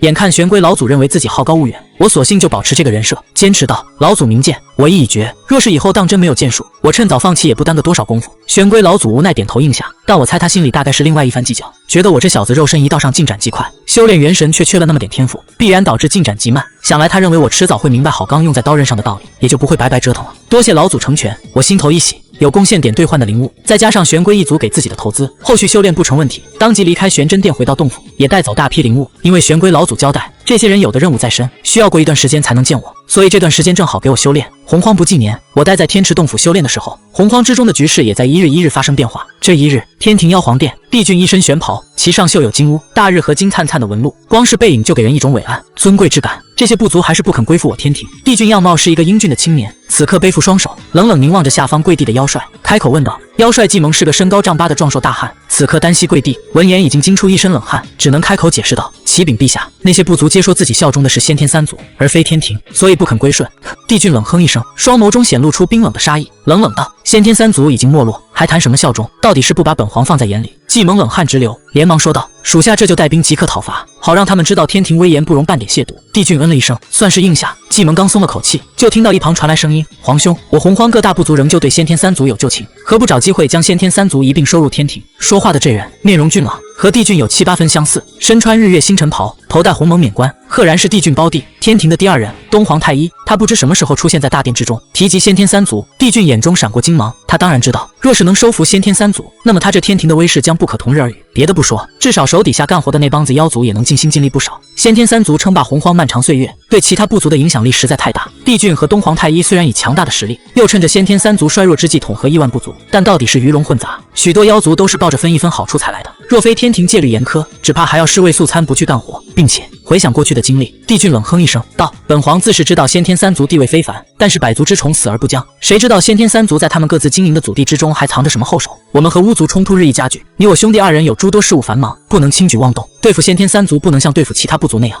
必须要找机会直切要害。东皇太一微微颔首，皇兄此言有理，是臣弟鲁莽了。妖帅季蒙听到这番话，心中却有另外一番计较。两位陛下还是忘不了当年的旧事啊。当年先天三族鼎盛时期，帝俊和东皇太一就想要和凤凰联姻，好借助凤族势力建立自己的基业。结果凤族觉得帝俊狼子野心，当时的凤族又如日中天，压根就瞧不上帝俊，所以就拒绝了对方。虽然后续有了更好的联姻选择，但帝俊一直将这当年的旧事视为耻辱。如今帝俊组建的天庭如此强大，自然有了在凤族面前显摆显摆的想法，来一出30年河东30年河西。行了，你先退下吧。帝俊挥挥手。季蒙知道这2位皇者还有事情相商，立马告退。等到季蒙离去，帝俊这才问道：我让你协助伏羲，如今混元河洛大阵推演的进度如何？混元河洛大阵是妖族准备的又一张底牌，乃是为了保全妖族的后路，只要有了这座大阵，往后进可攻退可守，天庭在和巫族的斗争上也能从容应对。是以帝俊很是重视混元河洛大阵的推演进度，一切正常。只是东皇太一眉头微蹙，显得有几分迟疑，说道：只是不知为何，臣弟总感觉那伏羲好像对我们有所隐瞒，像是藏着什么秘密。帝俊却不以为意，轻笑一声，语气淡然：伏羲本来就和我们不是一路人，当年伏羲能答应加入天庭，一来是天庭势大，有足够的利益可以交换，二来则是因为女娲娘娘之故，娘娘总得在天庭放得信得过的人，才能放心呐。伏羲乃是当今娲皇宫女娲圣人的兄长，准圣修为，根脚惊人，地位在整个天庭都称得上超然2字。哪怕伏羲只待在他的父皇宫，平日里不踏出半步，只专心为妖族推演测算，但天庭高层无人敢忽略他的存在。听罢，东皇太一也是觉得颇有道理，便不再纠结此事。说白了，只要混元河洛大阵能够顺利推演，伏羲就算有自己的想法又如何？反正只要不是关乎妖族生死存亡的大事，都由得伏羲去折腾好了。对了，鲲鹏和白泽曾言周天星斗大阵的阵旗已炼制过半，关于布阵人选需要尽快准备好，等季蒙组织天兵天将讨伐成功，收拢一众妖族强者后，便加快进度吧。帝俊提及此事，双眼微微眯起。当初他去试探巫族，和那12祖巫交手，结果被对方的12都天神煞大阵摆了一手，虽然脱困，但也重伤，险些跌落太阳星位格的权柄。漫长岁月以来，帝俊的伤势虽然痊愈，但是对巫族颇为忌惮，千方百计的想要破解巫族的阵法和那坚不可摧的肉身。周天星斗大阵就是帝俊发挥天庭比巫族人多的优势，准备布置的一处杀阵。洪荒不纪年，天池一群玄龟一族的天仙、地仙后辈在近段时间就被告知，他们将要在本族的一位新晋天将麾下效命，让他们前往我洞府外候着。听说这位天将大人才将突破玄仙，一个天将考核任务也是耗费数百年，堪堪在任务快要到期限的时候才提交的任务，可不是吗？如今天庭天天嚷着要和巫族开战，跟着自家的大人虽然好，但我更想跟着一名强大的天将，至少有点保障，不至于战时被当作炮灰。罢了，先看看情况吧。能被老祖看中的人物应当不会差才对。一群玄龟聚集一起，正在往洞府走。只是一路上他们有的人唉声叹气，他们之中的大部分是最近一段时间执行任务才回到的天庭，对于我的事情了解不多，只是从偶然探听到的消息中了解到我不过是近几百年突破的玄仙。对于这个消息，他们多少还是有点失望的。底层的天兵分为3、6、9等，想要出头，要么自己修炼突破，要么就是跟着一个前途光明的大人。天将只是职位上的统称，玄仙、金仙、太乙、金仙都可算是天将，但是权势地位可谓天差地别。玄仙只能算是小将，有权势但不高；金仙则是镇守一方的大将。譬如他们玄龟一族的玄龟老祖，虽然已至太乙初期，但因生性不好动，就是负责镇守天池。到了太乙金仙就不得了，直接分封一地界，准许设立妖国，更可被称为妖王。他们这些玄龟天兵，在妖王手底下效命倒是不敢想，只想跟着金仙一级的天将镇守一方，也好过终日下界与强敌厮杀。各位，莫非是要前去哪位的洞府？玄龟天兵们正驾着盾光，半路上却遇到一名玄龟族人。这名玄龟一族的成员也有天仙修为，居在附近，见到这一群浩浩荡荡而来，心生疑惑。正是，我们正要去天将大人的洞府领职。为首的玄龟天兵名唤玄月，客气地答道。玄龟族人闻言心中一动，着急地又问道：“可是去往那位萧晨大人的洞府？”玄月一怔，随即点头：“正是，老祖下了命令，让众兄弟们往后加入萧晨大人麾下的卫队。”原来如此，玄龟族人点点头，神色有些许的复杂以及微微的羡慕。我观萧晨大人还在修炼，你们前去的时候要小心行事，不要打扰了大人。如果遇到什么古怪的情况，也不要惊慌。这玄龟族人没头没脑地说完，转身就走了，只留下玄龟天兵们面面相觑，不解其意。他是什么意思啊？话也不说明白。是啊，这天池是我们玄龟一族在镇守，能有什么古怪？别管了，先赶路吧，到了地方再说。玄月制止众人的议论，当即带队继续赶路。只是一路上大家都有点心不在焉，显然是在想那名玄龟族人到底是什么意思。一行人很快就来到我洞府所在的海域，天池广袤无边，如同一片汪洋大海。玄龟一族划分出多个水域，除了一些重要的所在需要专人镇守，不许随意接近和进出，其他的地方足够族人们挑选合适的地方立下洞府。我挑选也只是一片普通的水域，可当玄龟天兵们踏入其中的瞬间，明显感知到了不对劲。水域之中弥漫着一种无形无质的气息，竟是让他们有几分心惊肉跳之感，就好像是闯入了某只妖王的领地，让人下意识地升起胆怯、敬畏之情。继续往前走，这种感觉就越是强烈，但同时伴随着的竟然还有一种血脉的悸动，隐隐对这股气息有一种源自血脉本能的渴望，并且随着每一次的吐纳呼吸，玄龟天兵们体内渐渐产生某种玄奥的变化。只不过玄龟天兵们下意识的有些紧张，忽略了自身的变化。忽然浪潮涌动，100丈高的浪头朝着众人打来，噗呲，玄龟天兵狼狈避开，却惊讶地发现从那浪头之中居然跳出一尾鲤鱼。这鲤鱼也不知是怎么长的，竟然有100丈之长，简直就是一座庞然巨物。快看，这鲤鱼的模样！有人察觉到了什么，指着那高高跃出水面的鲤鱼，面露震惊之色。不用他说，同伴们也一早就看见了，齐齐变色。这100丈长的鲤鱼，鱼嘴两边长着2对长长的胡须，身上的鳞片熠熠生辉，鱼鳍宽大。更要命的是，它头上居然还长了一对若隐若现的龙角。鲤鱼化龙，这鲤鱼就算不成精怪，也是一种难得的灵物，对我们鳞甲之属提升自身血脉更有意想不到的好处。有玄龟天兵两眼放光，就想要出手将这化龙鲤鱼拿下。所谓化龙，自然不是指真的化龙，而是说这鲤鱼蕴含龙气，再加上天池无所不在的先天灵气，两者一结合，鲤鱼血脉蜕变，体型变得无比庞大，模样也朝着往龙形变化。这样的灵物放在天庭宝库也能值不少贡献点，难怪玄龟天兵会动心。且慢，玄月立马拦住了他，喝止道：“这是萧晨大人的水域，你们擅自抓他水域的灵物，大人岂会轻饶你？”听玄月这么一说，那名同伴只好讪讪收手。也就这么一打岔的功夫，这条庞然巨物的100丈龙鲤又落回水中，溅起巨浪后消失得无影无踪。本来众人只当这一幕是一个小插曲，可随着深入水域，眼前呈现的景象却使他们再度震惊起来。一尾尾具备龙形特征的水族，居然就在这片水域里自由自在的欢腾游动。不仅如此，玄月捞起一截水藻，仔细打量后惊呼一声：“这也蕴含龙气，可称灵物！”嚯！玄龟天兵们一阵骚动，一个个显得十分意外。先天龙族乃是霸主级的存在，和龙有关的形象、文字都成为一种意象，烙印在天地，成为法则秩序的一部分。拥有龙这种意象本身就是不凡，一切和龙有关的东西都是好宝贝，哪怕这只是一截水藻，沾染了龙气，也能称一声灵物。什么情况？连一截水藻都有龙气？一路所见水族也都有化龙的意象，这萧晨大人的水域究竟发生了什么？有人开口，这也是众人的疑惑。如果这水域一开始就有这些灵物，那压根就不会分给玄龟一族做洞府，而是当做一处产出灵物的资源点，好生看管起来。天池乃是天界水脉汇聚之地，遍地灵机，自然也产出许多灵物。玄龟一族奉命镇守此地，一来是防止水脉出现问题，动荡天界；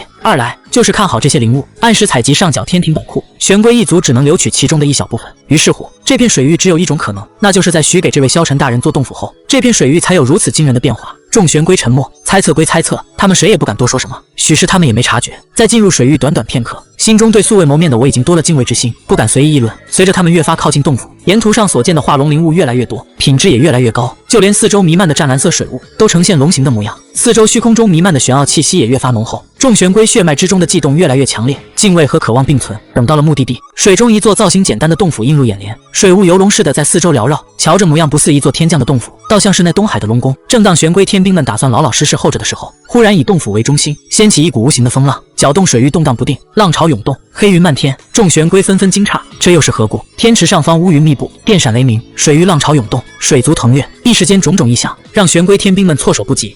忽然洞府传出高昂清澈的龙吟，亮起一道璀璨夺目的金色光柱，在那光柱之中显现出一条千丈巨龙，遮天蔽日，覆金鳞，生五爪，龙首狰狞，一对暗金色的眸子冷冷俯视，给人无尽威严之感。在这条巨龙面前，世间的一切都好似成了微不足道的蝼蚁。咚咚咚，玄龟天兵被瞧了一眼，浑身战栗，只觉这巨龙体内传出阵阵宛若擂鼓的心跳声，渐渐的他们的心脏也跟着这股韵律跳动，强劲有力，胸口起起伏伏，有种心脏随时都会从体内跳出，飞向巨龙之感。这是血脉之中蕴含的本能，是下位者见到王者的自然反应。玄龟天兵们看得目瞪口呆，等到回过神来的时候，赫然发现自己一行人居然已经齐齐下跪，如同臣子叩见皇者。氤氲的湛蓝色水雾将他们团团包围，丝丝缕缕的龙气渗入他们体内，激发出血脉之力，使得蜕变进化。其他的水族灵物更为不堪，仿佛窒息一样，翻出白花花的肚皮漂浮在水面上，竟是被这股强大的龙气冲击的晕了过去。巨龙只呈现了片刻，连同金光一起卷回了洞府，四周再度恢复风平浪静的模样，连同那些水雾也都溢散开来。如果不是那些水族还在翻着白肚皮，玄龟天兵们真切地感受到身体的变化，只怕还真以为什么都没发生。我的修为上涨了，我突破天仙了，这怎么可能？这莫非是传说中的龙气？我明白了，那让整个水域都发生变化的，正是这从洞府之中扩散的龙气啊！玄龟天兵们回过神来，忽然人群之中发出一声声惊呼，一个接着一个震惊万分，只因为他们无一例外，全都发现自己体内的玄龟血脉产生某种玄奥的变化，变得更加纯粹和强大，就连修为也水涨船高，提升了一截。有运气好的，本来在突破边缘，这下直接拔高境界，足足省去千年的苦修。这种神乎其技的情况，年轻的玄龟天兵哪里见识过？因此免不了心情激动，一个个七嘴八舌。哪怕是稳重的玄月，此刻内心也是难以平静。他已经是天仙后期，这一番龙气对自身血脉的提升，将修为又提升一截。但这不是重点，重点是血脉提升后对以后修行大有好处。别的不提，突破玄仙绝对比以前多几分把握。只是他们想不明白，为什么玄龟一族之中会有人拥有如此强大的龙气，竟然能影响到一整个水域，甚至直接提升众玄龟的修为。肃静，还不拜见大人！这时候玄月急忙喝止众人，倒头便拜。原来不知什么时候，一身蓝袍的我已经离开洞府，无声无息地站在他们面前，一双深邃的眼眸静静打量着众玄龟。玄龟天兵们吓了一跳，赶紧跟着玄月齐齐拜倒，恭恭敬敬，不敢有丝毫的懈怠。虽然不清楚是怎么一回事，但是当亲身经历这一切后，他们已经明白我绝非等闲，而且在见到我后，什么心思都没了，只有效忠我，听从号令的想法。我也是才刚刚结束修炼，利用从天庭和玄龟老祖获得的灵魂灵物，我已经将元神的境界也提高到和肉身境界持平的程度。如今的我，元神肉身皆是玄仙中期，这可不是简单的1+1，而是齐头并进带来质的飞跃。身运魂，魂养身，两者非但不会矛盾，反而相辅相成，彼此成就。光是我的祖龙血脉也变得越发强大，仅仅是散发的龙气就能造就出一片宝地，影响此地的生灵，使其发生蜕变。既然兼修两道的好处如此明显，那为什么其他生灵不这样做呢？我心中浮现出诸多念头。过去我还以为其他人不兼修两道是因为资源精力方面的匮乏，可现在当我亲自修炼，体验各种滋味后，又觉得在这样的提升面前，总该有人不计成本的投入，然后取得一定成果才是。还是说，其他生灵不是不愿兼修两道，也不是不知道兼修两道的好处，只是他们做不到。我瞳孔金芒一闪，想到了这种可能。生灵的根脚决定了上限。过去我还是后天生灵，认为有了先天生灵根脚，就能和其他先天生灵有了相同的起步资本。但是后来，我拥有了先天祖龙血脉，同样都是先天，为何祖龙就是红色词条？先天之间亦有差距。其他先天生灵根脚，我了解不多，仅是对比先天龙龟、祖乌根脚、红云根脚就能发现其中的不同。同为先天根脚，但是先天龙龟和祖乌都是偏向肉身的，尤其是祖乌根脚，更是肉身的极致，追求肉身有关的一切，坚不可摧，力大无穷。而红云根脚却偏向元神，法力修为精进的快，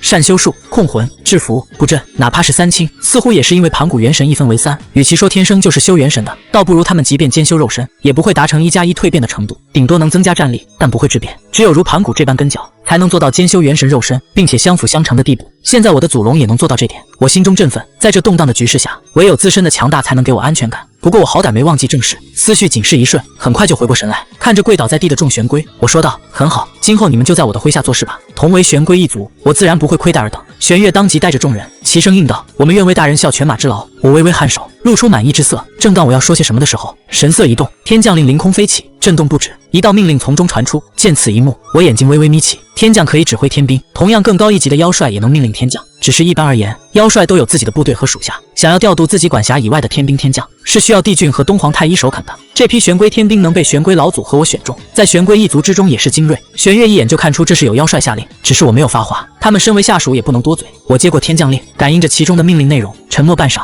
对众天兵说道：“你们来得正好，计蒙妖帅下令，让我们即刻集结，准备下界讨伐。”计蒙妖帅闻听是此人，人群之中有些许的杂音，他们可都是听说过的。这位计蒙妖帅出了名的残暴和严苛，对待麾下的军队是怎么严苛怎么来，甚至很多时候为达目的不择手段，连军队的损失也不顾。我也是知道这个计蒙妖帅，那帝俊和东皇太一明知计蒙如此行事，但对他们来说，只要能达到目的，底层的天兵天将损失也就损失了。在这两位皇者眼里，统合的亿万万妖族对他们而言也只是达到称霸洪荒的工具而已。能够计蒙召见天兵天将的事情，背后肯定不简单，至少不是什么好事。我心中微沉，但是脸上不显露丝毫，淡淡道：“尔等届时听我号令便是。”玄月等人本来心有戚戚，但见我这副镇定自若的模样，又想到之前经历的种种不凡，心中顿时镇定不少。遵命。天庭笑场，一队队的天兵天将驾着盾光赶来，足足10万之众。天兵不全是天仙，更低一级的地仙、真仙更多。同样，天将也不只是玄仙，只是在我的感知中，已经数名金仙、太乙金仙出现在天庭之中，也是一方大人物。现在却也都被下令过来集结，我自己的玄龟卫队也在其中。乍一看十分的不起眼，